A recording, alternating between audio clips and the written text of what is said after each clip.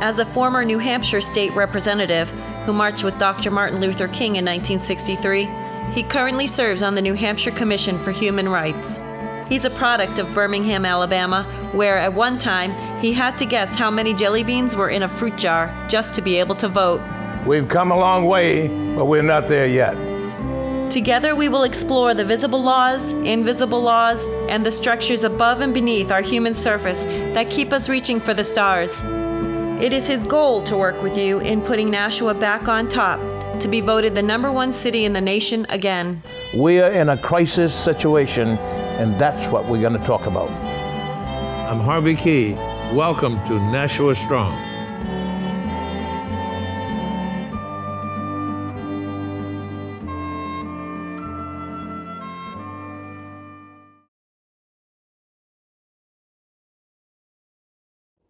Out of the 1 in 6 that develops prostate cancer, 1 in 5 of those men will die. I'm one of those men, so I have a firsthand knowledge of it.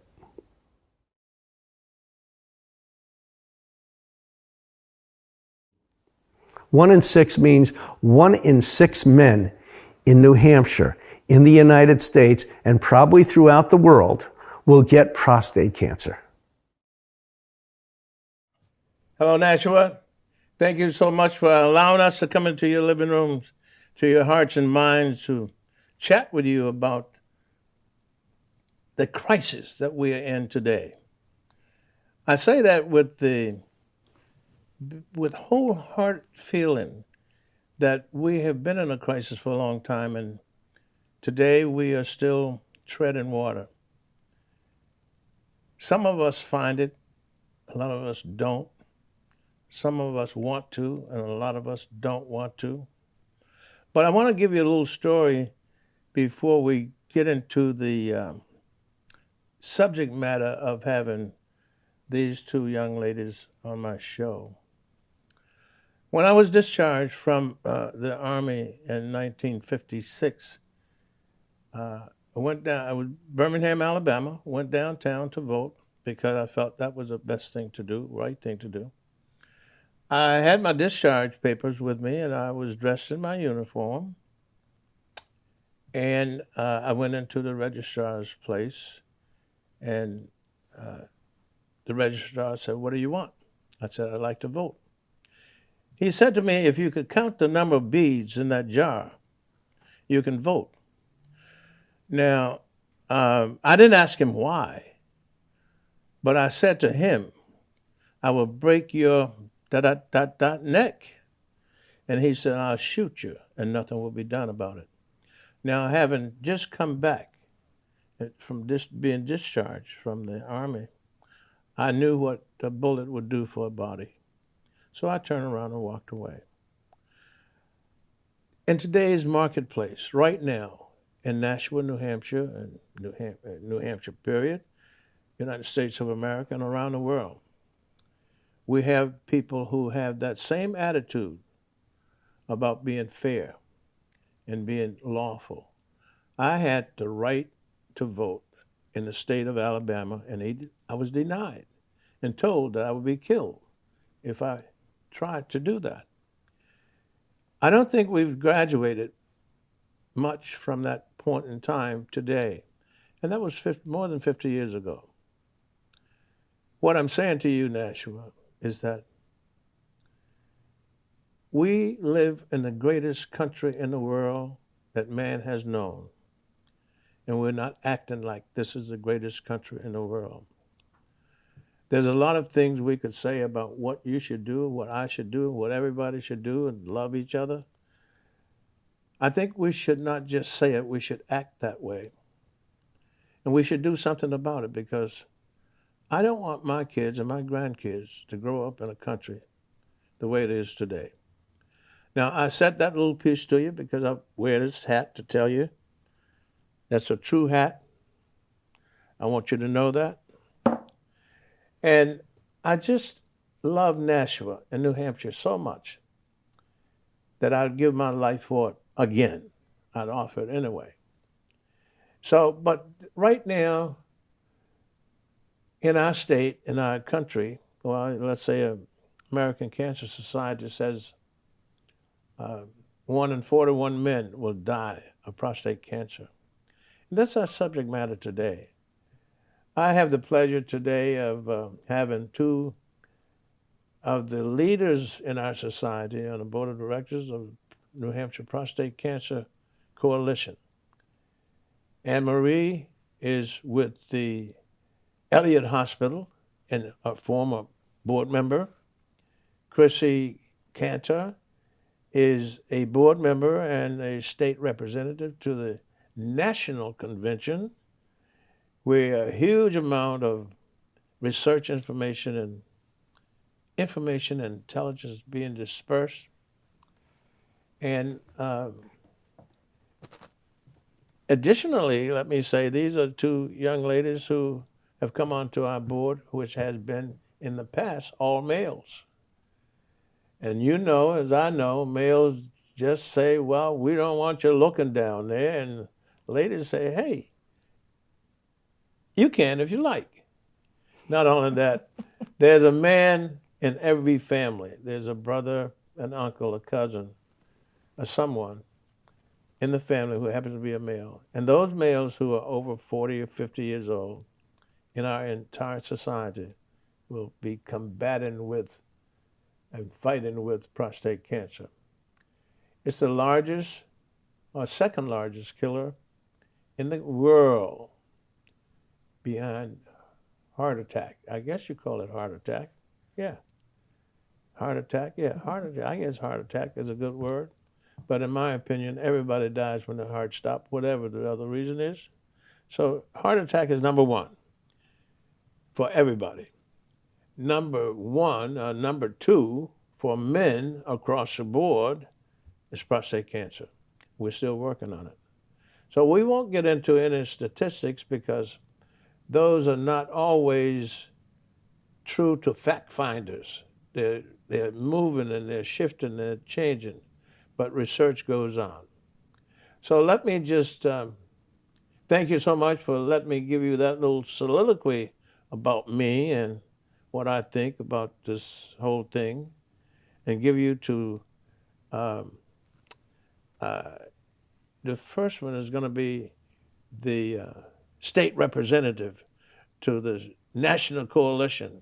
Her name is Chrissy Cantor. But before that, I want to ask a couple of questions. Where were you born, Chrissy? I was born in Nashua, New Hampshire. Nashua, New Hampshire. Yes. You moved up to Manchester. You left us, huh? Yes, I'm a Manchester girl now. How and about have that? been. Well, you know, you're still a Nashua girl. We just don't That's claim right. you as much. St. Joseph's Hospital, too. Do you have any siblings?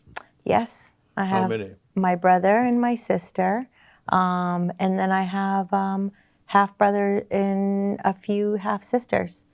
You don't need to count them. Yeah, there's a few out there. You. I'm a little colorful. Oh, you are very much Yes. so. Let me ask you, where did you go to school? Manchester. I went to Webster School, mostly Hillside and Central High. Was that elementary? Elementary, up on Elm Street. You remember your elementary teacher? Yes, I do. Yes, I Was remember she some of an them. inspiration to you? No, I was thinking about that. If anyone has been an inspiration, any of my teachers, and they weren't. I loved the community at Webster School, but there wasn't like really one particular. But I did have a Hebrew school teacher that made me feel really comfortable, and I got into Hebrew school later in life, I say in third grade. Okay. I missed the beginning, and I had tutoring, and she tutored me, and just, when you're learning a different language, that's a lot. Yeah. So when someone, I know my parents paid for that, but it was nice to get that. And what was the language you used? Hebrew. Hebrew. You speak Hebrew? I used to You when used I was to. a little kid. And if you don't use it, you lose it. Is that That's right? right. And not That's only right. that, if you don't have to use it, you lose it. If you were in Israel, Which I love Israel. you had to use it? Or did you? Was there a lot of English-speaking people in I Israel? was like too old when I went. Well, I Yeah. went when I was 13. Yeah. I was bat mitzvah Yeah, there yeah. with my mom and dad and friends and How did from you our get temple. into a business?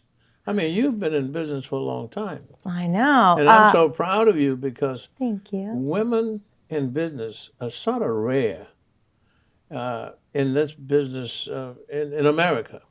And I'm so pleased that you have risen to that level of ownership. And ownership is powerful.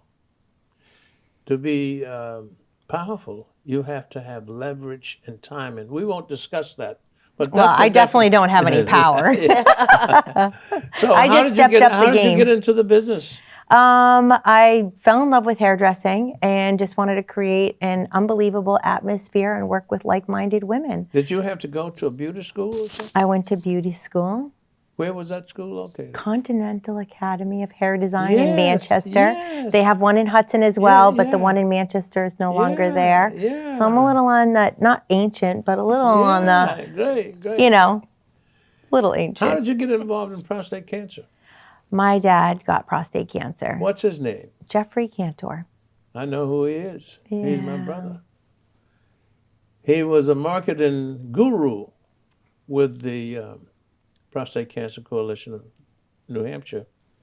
And actually, he is the one who brought Dick and Ann Hatton on to start making money to give to Norris Cotton and Dartmouth Hitchcock Cancer Fund. So tell me a little bit about how your dad got involved and So he got prostate cancer. I think it was somewhere in like 1997, 1998. And all of a sudden he's like, wait a second, where's the awareness for prostate cancer? Where's the blue ribbon? I don't see the blue ribbon. And he brought that awareness to me because I didn't even know what a prostate was. And I've always been an advocate for breast cancer. And so he's like showing me the parallels, how it affects both families. It affects each, gender, but really it affects the whole family. And we need to bring more awareness to prostate cancer because men matter too, right? without men you have no ladies. And then we Without have ladies no you don't have any men. And then we So don't the have any two- children. That's right. So we need to take care of our men and so forth, Oops. Yeah, and- absolutely. Yeah, so the big thing was, he's like, kind of like, hey, not fair. We need to raise awareness for the blue ribbon and save more lives because early detection saves lives, correct? Absolutely. And the PSA test, which is a simple blood test, and I always share that with people on the importance of the simple blood test because most men are like, oh, I'm not bending over. Yeah, I don't yeah. want an exam. And I'm like, listen, it's a simple blood test and to find your baseline because if it's elevated, then you need to have, more procedures. But the key thing is if you catch it early, you're less likely to have, because there are problems when you have prostate cancer, erectile dysfunction, problems with urination. Those are the side effects. And first of all, you want to catch it early, so you want to survive and be there for your life, right? And what part did you play in marketing this kind of thing, Anne Marie? And I she's mean, the you gotta marketing tell people, queen. yeah. Well, I was best You were at friends. the Elliott Hospital? I'm with the Elliott Hospital. You were then. I mean, okay. Who was a Dr. Haney? At Dr. your- Conway. Conway. Dr. Is he a Conway. urologist? Yes. He was a leading urologist with Yes. Manchester Manchester Urology. Yes. Yeah. He was like the founder of Manchester Yeah. Urology, I Yeah. believe. But you know Is- Dr. Conway. Yes. Right. Because we used to do free prostate cancer screenings years ago at the Elliott, but then all the rules changed and stuff, so they stopped doing those. Maybe we can bring it back. Yeah. Would you be willing to do that? I mean, we It's gave actually, you gave you a title of former, and we need. I was a former board member, Yeah. but Manchester Urology would be the people to talk to about that because they were the ones that headed up that whole event, and they used our building, the hospital, to have the event because we're partners. Yeah, Dr. Dunnett is now a member of Manchester Urology Association. He's my urologist. Okay. Yeah. Now, we're looking for people who are able and has something to contribute. And I think your marketing capability will be extremely helpful would you be? Now I'm asking you publicly and around the world, and it's pretty hard for you to say I no. know, but I'm on a lot of other boards right now. That doesn't matter. The busiest people in the world are the people you get Most successful, right? So I tell you, I won't pin you down. I'll give you a maybe. Okay, folks around the world, she says maybe. You know give you what a that means? It's going to be a yes. Now, talk to me about your father. Prostate cancer subsided, and he was quite well Yes. for a long time. Then it came back. Yes. And how did he handle the coming back? His attitude was always like, "Hey, I'm going to beat it. I'm going to kick its butt, and I'm going to live my best life." And he never felt sorry for himself. We just never knew. And I remember saying to my dad, "So it's back, and what does that mean exactly?" Like, and he would never really like share, because realistically, it really, positive attitude really makes a difference, because a doctor can give you a timeline, but really, if we're fueling our mind, body, and soul with goodness, we can beat that, Yeah. you know? And he did And for having many faith, years. he beat it. Did he ski at the same time? He skied for a long, long time, and it was like, I'm trying to think, my God, we were skiing 4 months before he passed away, and 50 miles down the Loon Mountain, he was killing it. So the last time we skied, I insisted on carrying his bag, and he would be like, "No, no, no, no." And I'm like, "No, Dad, I knew his bones were brittle. The cancer had gone to his bones." And so he did let me, because I'm like, you don't want to break a bone. We want to live our best lives. So sometimes we do have to let people help us. Yeah. And he did let me help him our last Are time you the skiing. elder? I'm the oldest. How about that? Yeah. So he and you had a tight combination. Yeah. Yeah. We did. And you know what was unique is us, my brother and my sister and I, we all had unique relationships. We were all close to him in different ways too. My sister had lived in North Carolina. She had a special bond with him, even though she wasn't here all the time. And then I had that special bond with my dad, and I said, "You know what? I'm not working today. I'm going skiing with my dad." Wow. And I am so grateful. And that's why I always say chill time, quality time with your loved ones is priceless. And, there's a lot to do in life, but we also have to. Togetherness. Yes. Connecting. Embraceable you. Loving. Agape love, is that it? Yeah. Love the humanity. Love the humanity. Across the board. Across the board. And don't let the divide us. Great. Just love. Great. Let me ask you this. Now, this organization has given Dartmouth Hitchcock almost $75,000 since your dad got it started. He didn't get the Prostate Cancer Coalition started. He got Dick and Ann Hatton. Oh, they're superstars. Yeah, to get into the entertainment business. And they know the language. They know how to reach across the aisle. They have no shame in terms of verbalization, They bring people to them. The Dick Hatton, who's on the show before, reminds me of, James Cagney. James Cagney. You're too young to even know who that is. I know the name. That's all right. Dan knows who it is, and Dick, hopefully. But now we need to align ourselves with other organizations to help spread the word. And since this is primarily a man's illness, doesn't attack women, only men. But it affects us. I didn't say it didn't affect you. It affects you, sure, emotionally, psychologically, mentally, and all those other kinds of. Yes, for sure. Those you can't see them. The me in me you can't see is what you're talking about, right? The spirit. Right? It touches. Now, if that's true, how is it that maybe I could say it to you this way. I'm thinking about the Rotary clubs around the state of New Hampshire, primarily made up of men, and the state legislature made up of men, is constituted by men. Would you and Anne Marie be partners with me to visit some of these sites? Of course. If And I can hang out with you, of course.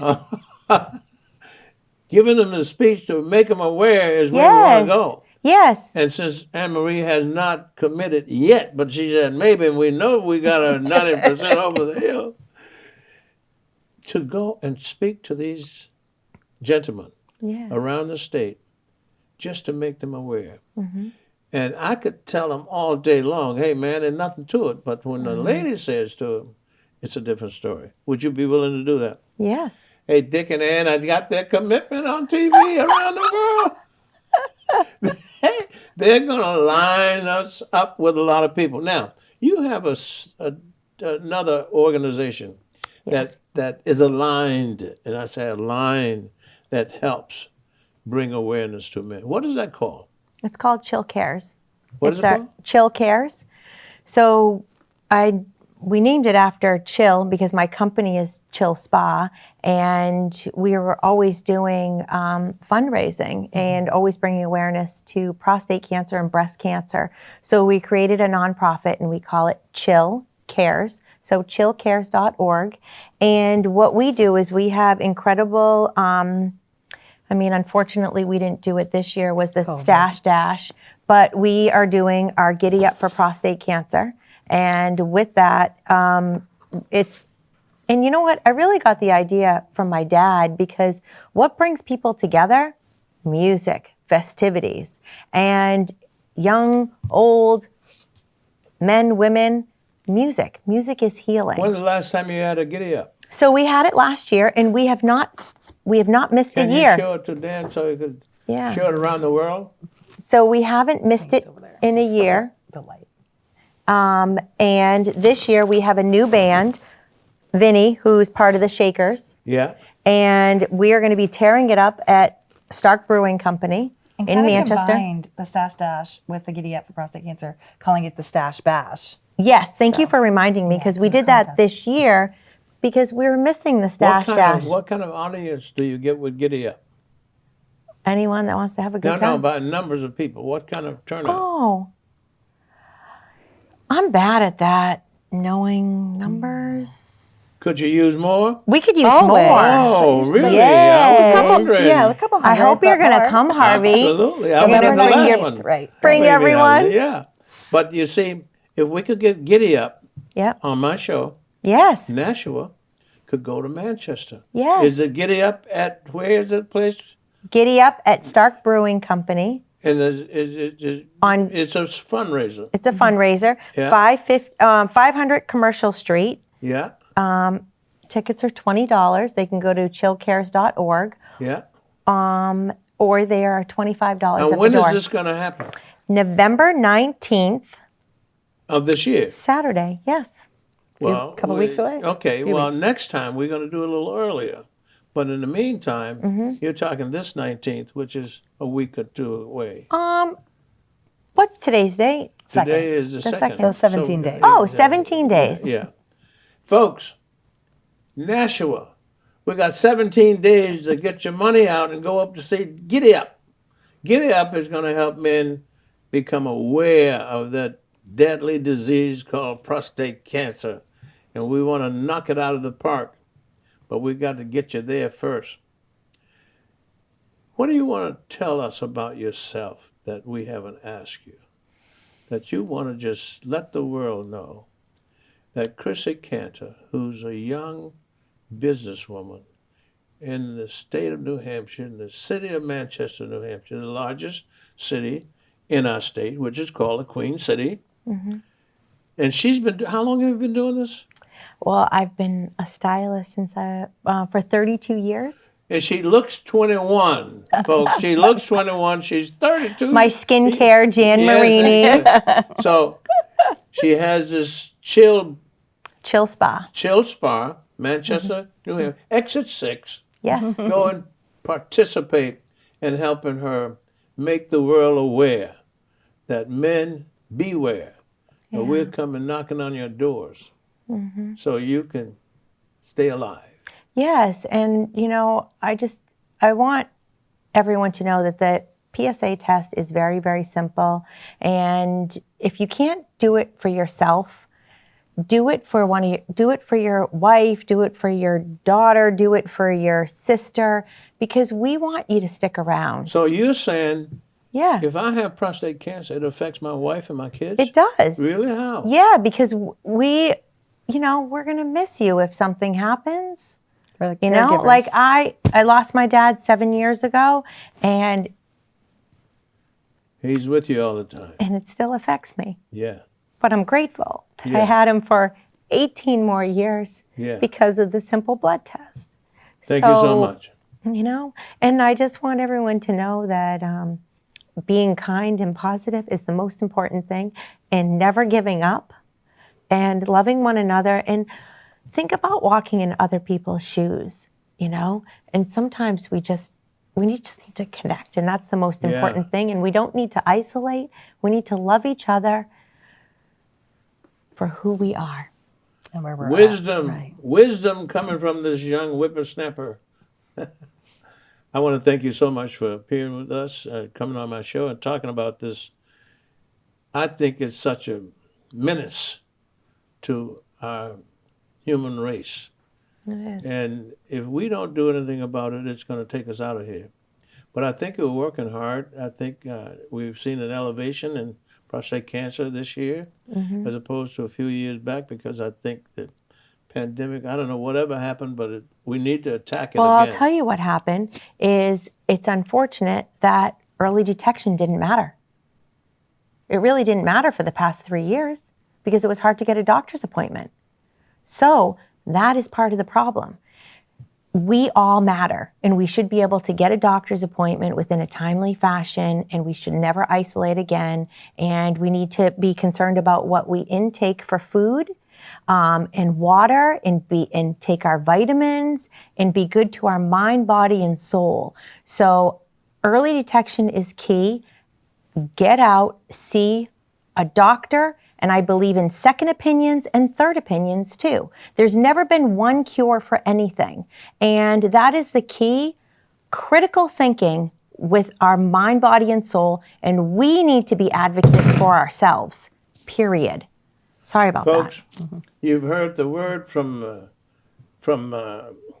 pioneer in this field. She's less than 30 years old, she says, over, but I don't believe that. 52. And she is giving us a fantastic rendition of what we can do, and not allow what we haven't done stand in the way of what we can do. Giving. We live to give. Yes. We live to give. We don't live to take. Anne Marie, thank you for coming on the board. We'll announce you soon. And don't forget, we have some people backstage here that we don't see, who are technocrats, who bring this beautiful show to you in your living room when you have time. Take a look. And those people around the world. We are here in Nashua, New Hampshire. And this is where we live, Manchester, New Hampshire, Nashua, New Hampshire, but the world is our classroom. Thank you so much. We'll see you next time.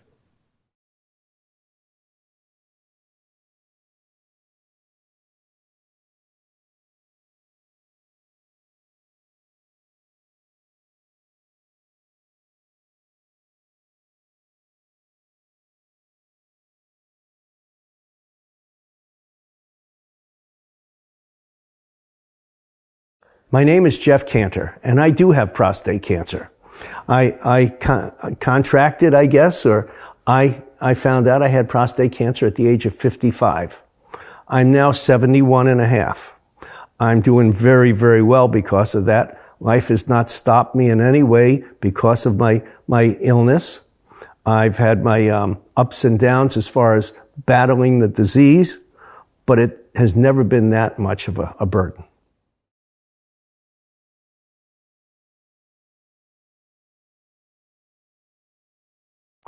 No, there are no symptoms.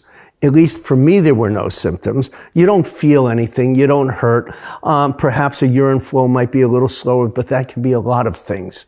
It's the PSA, the PSA test that the doctor would give you that might let you know that you do have a cancer in your body or an infection.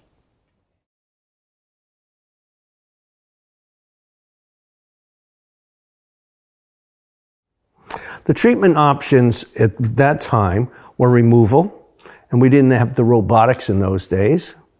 We had seeds, we had chemicals, and radiation.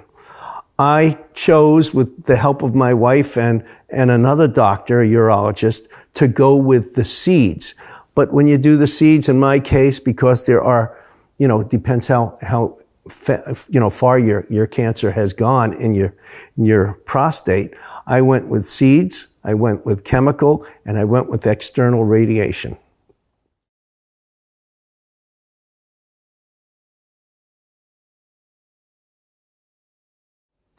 No. In those days, my doctor didn't believe in testing for PSAs. That was a long time ago. I changed doctors, and he automatically ordered a PSA test. And when it came back, he was very, very nervous about the fact that it had been as high as it was, and we went from there.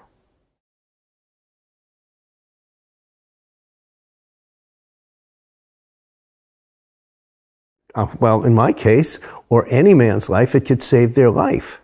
It's a very important and very easy test.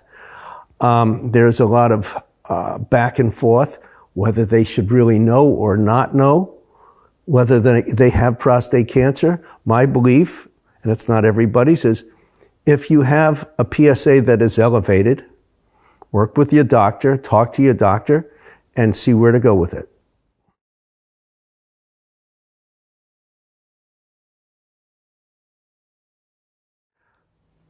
Well, it's up to them to talk to their doctor, okay? But my feeling is if you're a high-risk individual, such as African American or prostate cancer in your family, you should probably do a baseline at the age of 40 or something in that area. If you're not, a baseline at 50 would be a very smart move.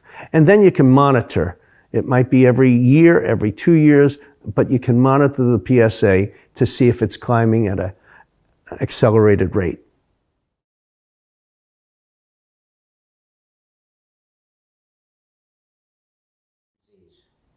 Because they love you. If it's not for a strong woman behind most men will not get things tested or checked. It's very important to have women on our side to go to the doctors with us and to listen, because we just hear everything blah, blah, blah. Women are analytical. And it affects the family as much as it affects you. So if you have a family, or you have a girlfriend, or you have children or grandchildren, prostate cancer is going to affect all of them. I know in my case, my kids call me every time I have chemo right now. They call me how I'm feeling 3 days later to see if I'm having ill effects. So it's a family affair.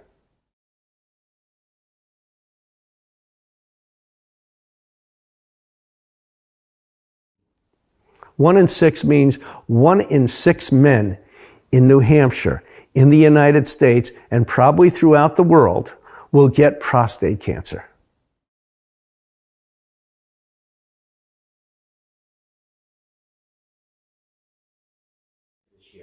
Approximately 1,200 men. It's a lot of men.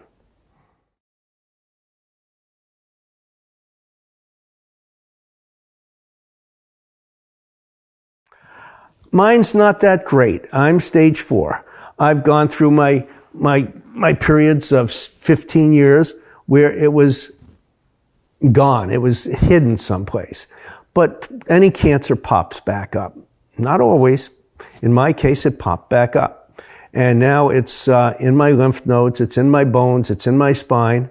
However, I wouldn't know it. I really would not know it. We are doing all sorts of things to contain it. but we can't cure it. So inevitably, I won't be around in 5 or 6 years, or 3 years perhaps. I don't want to go any lower than 3 years because I'm having a ball. And my quality of life is really, something that I think is great. I'm still playing golf, I'm hiking, I'm swimming, I'm still racing, ski racing, I'm boating. So nothing has changed because of my prostate cancer, except now that I go to chemo.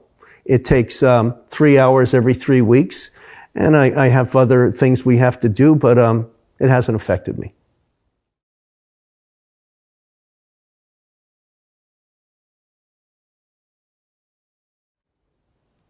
I can say it nicely. You're fools. You really shouldn't worry about getting tested. It's better to know that you can take care of something and live a good, healthy life than not live at all.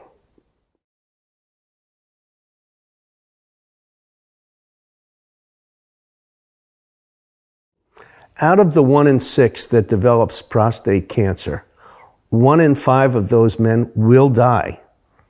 I'm one of those men. So I have a firsthand knowledge of it.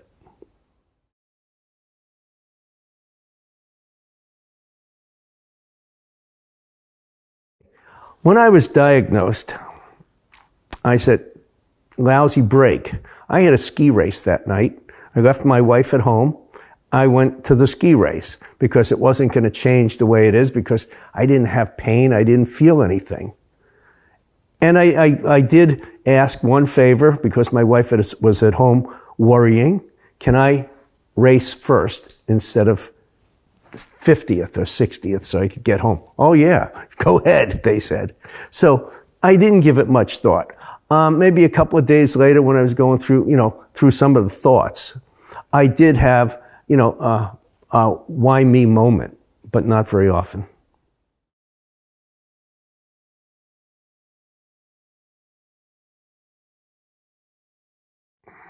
Like any other family, oh my God, you've got cancer. But it hasn't been as bad as you would think. I've had, like I say, 15 years without it coming back, and I've had 2.5 to 3 years now that it has been back. Now they're reacting because they know it's back and it's a deadly disease at this point. We have a lot of things as a family to do, whether it's getting your financial stuff in order or get your home in order or what have you. There's things to do when you're facing the inevitable. But I still don't think I have cancer. I just think, well, it's there, but I don't know it yet. There's no pain. There's nothing that I can feel.